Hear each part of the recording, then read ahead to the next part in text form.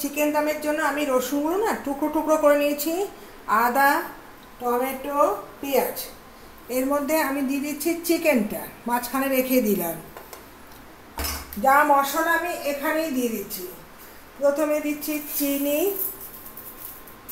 চিনিটা একটু দিচ্ছি, একবারই সব দিয়ে দিতে হবে। দুধ,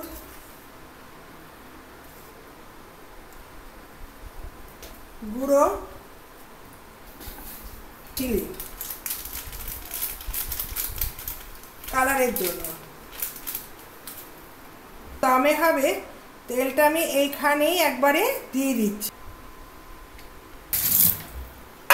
দিয়ে ভালো করে মশলাটাকে ভালো করে মেখে নিতে হবে। নিলে একটা স্যুপের মতন করব।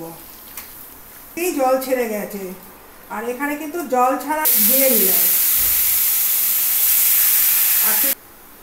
আছে। আর হচ্ছে সব মিশিয়ে এটা একদম ঢাকা দিয়ে দমে। আমরা চিকেনের ভর্তা গরম মশলা ছিটিয়ে দেবে, তাহলে দারুণ টেস্ট হয়।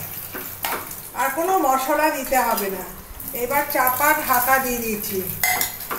আমাদের দিনে দিনে খালি সমস্যা বেড়েই যাচ্ছে।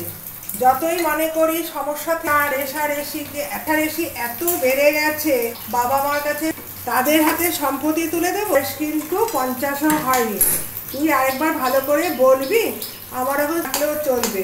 তুমি কোথায়, যেটাই হচ্ছে আমাদের বাস্তব কথা।